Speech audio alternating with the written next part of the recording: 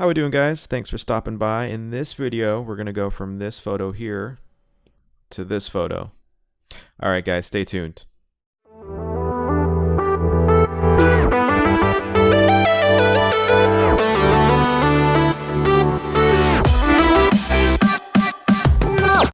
How's it going, y'all? It's Mike Goes Outside coming at you with yet another video within Lightroom.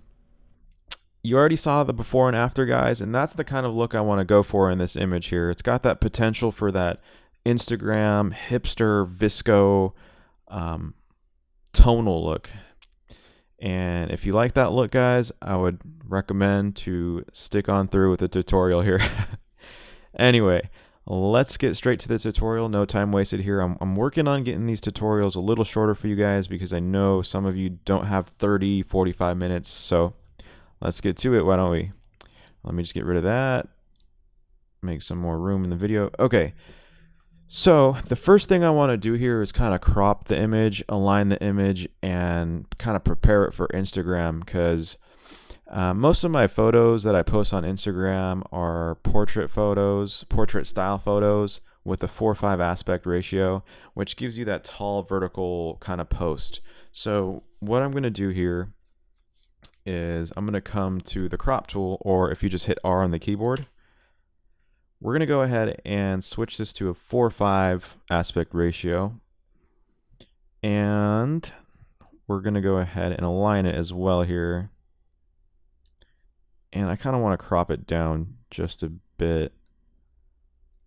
Okay, and let me do some further aligning. Is that any good? No, so we're gonna go this way. Okay, that's okay. Now, admittedly, guys, this photo is kind of out of focus in the foreground, and I believe the focus in this image is those three subjects, those three human beings standing at the end of the tunnel. I wasn't really thinking when I was taking this photo, and it was kind of hard because it was dark in the bridge, and I had to bump my ISO and lower my aperture to get something handheld. So we're just gonna purely edit this video and not talk about my lousy photography skills here. So what do we want to do next? Well, we're gonna go down to lens corrections and check remove chromatic aberration and check enable profile corrections. And now we're gonna go to the top here, back to temperature. I'm gonna drop this to maybe 3250. Let's try 3270. I kind of want the tones to be a little bluer than warmer. So the more you move left on the slider there, it's going to get bluer. The more on the right, it's going to get oranger, if that's even a word. Okay, tint, I'm going to leave alone. Exposure, I'm probably going to drop maybe negative 0.35 there. Contrast, this might be a little extreme to some people, but I'm going to bump up to probably 30 to 35. And highlights, we're going to bring down just about halfway, negative 45-ish. Shadows, we're probably going to leave at 0.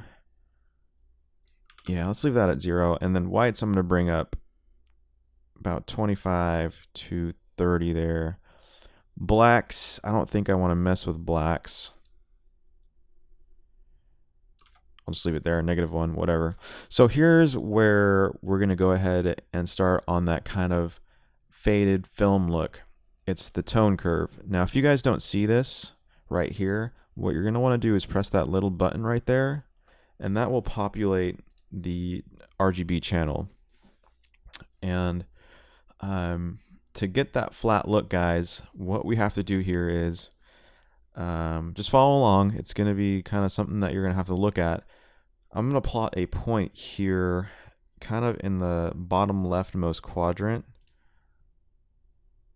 right about there, and we're going to raise this leftmost point up pretty significantly. Okay, see how the blacks start fading? That's the look that I kind of want in this. And we're going to continue to plot points in here to kind of get that look even fine-tuned. So I'm going to put one right there. Okay. Maybe drop it down right there.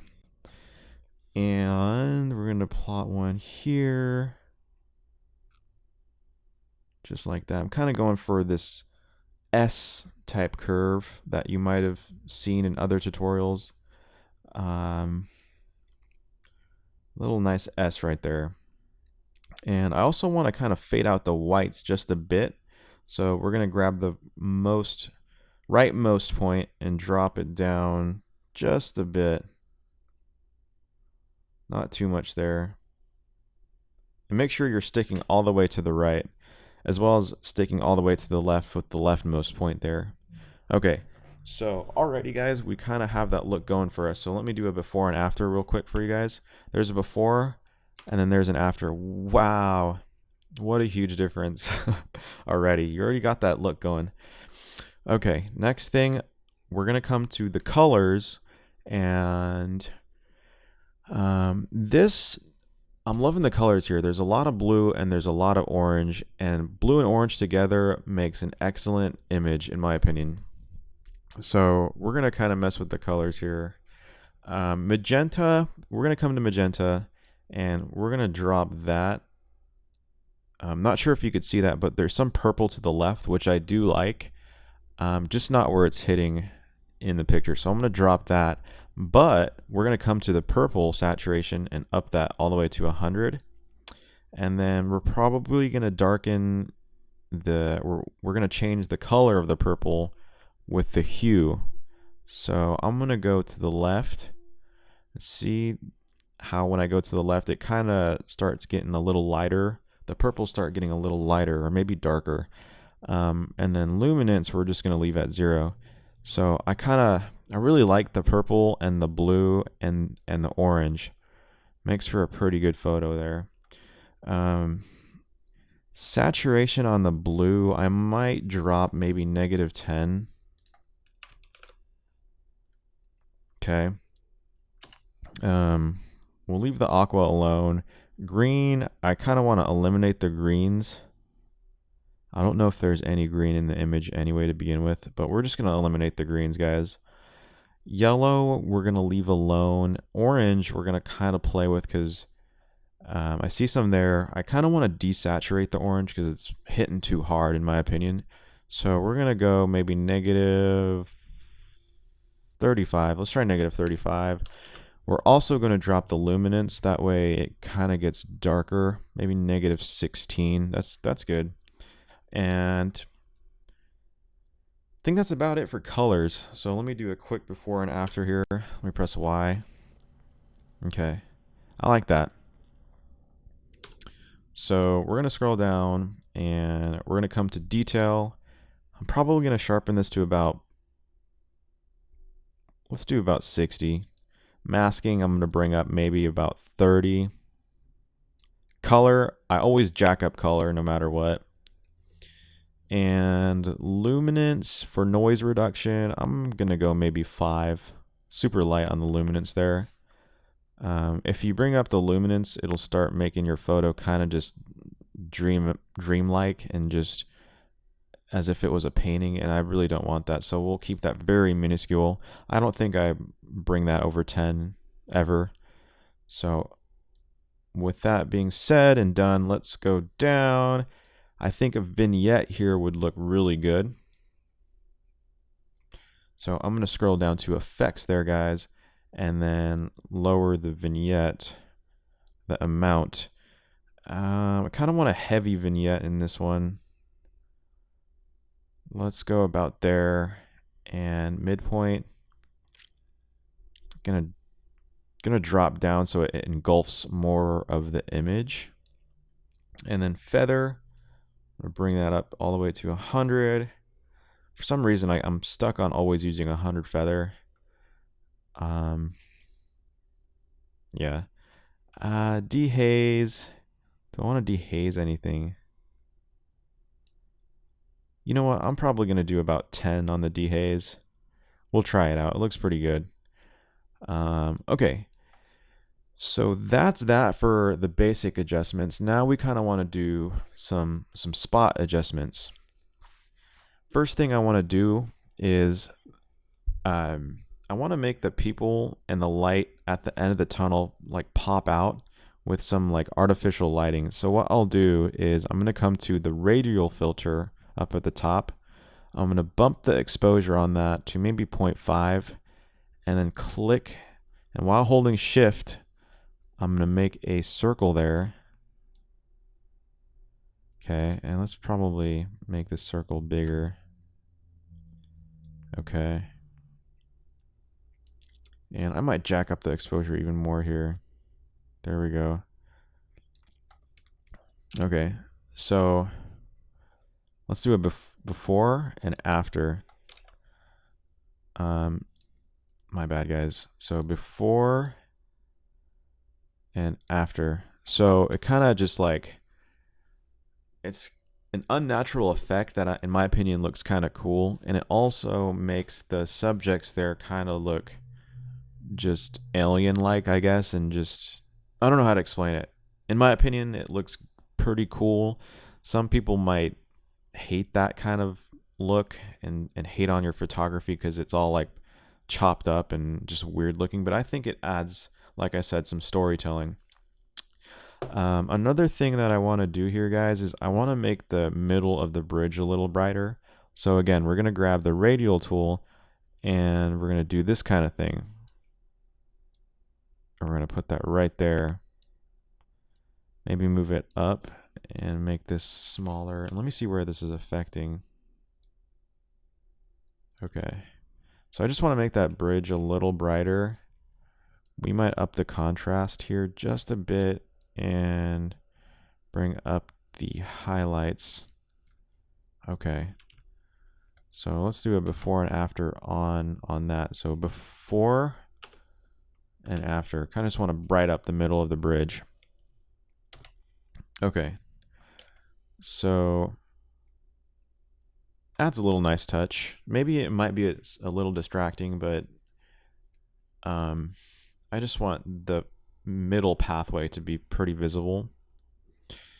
And now, what else do we want to do? Oh, okay, so let's add some grads. So I'm going to hit M on the keyboard, and that will bring up the grad tool. And I want to do a pretty heavy grad on the top and the bottom.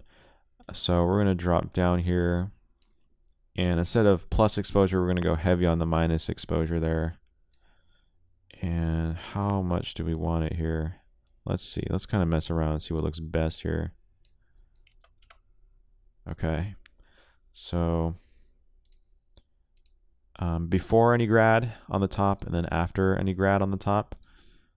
Looks cool. Kind of I want to make the picture, well, I want the viewer to be able to focus in the middle. So adding some dark grads will definitely help you out with that. So we're going to also add one on the bottom. We're going to go like that. And we're going to change that to positive exposure down to a negative exposure. Pretty high, whoops. Where do I want that? Let me see. Let's mess around with this. Might bring that up just like that. Might even bring down the exposure there. Whoops. Okay. So looks pretty cool. Looks pretty cool in my opinion. Yeah,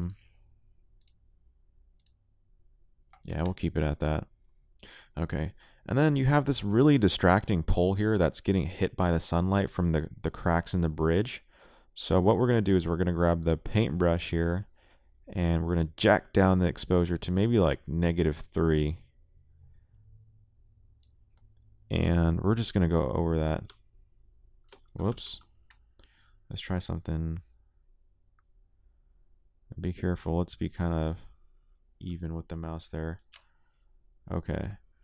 So see how we just got rid of that sunlight by doing a -3 exposure on that? I might maybe bring that up to -2.5 just so we could see a little detail in there. -2.55. Perfect. Okay. So it's looking pretty cool. So one more thing I might do is add a little more vignetting to kind of get your focus or attention towards the middle of the screen or the middle of the photo. So let's see how bigger vignette would look. Okay, kind of like that. Midpoint, I'm going to drop the midpoint down a bit. Okay, it's looking really good, guys. Looking really good. I like that. Let me do a side by side for you. Bam. What you guys think about that? It's got some nice purples on the left, some nice blues all around, nice blue tones all around, and it's got that nice orange. And I think blue and orange go pretty well together. It's almost like this neon sort of bridge that the sunlight is causing.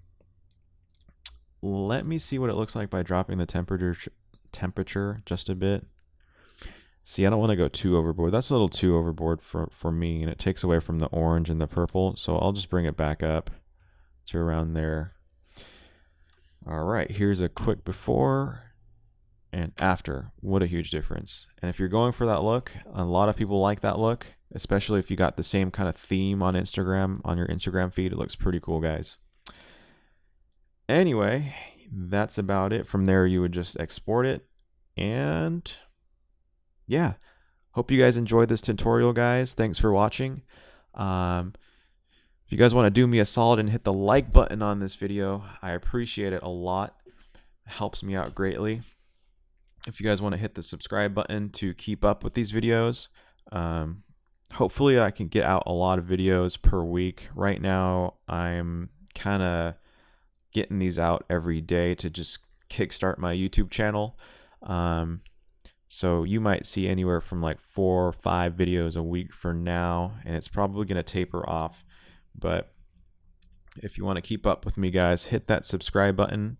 Comment down below what you guys think of the style. How would you like the video? Let me or give me some criticism and some feedback or some suggestions, and we'll go from there, guys. All right, see you in the next video. Peace.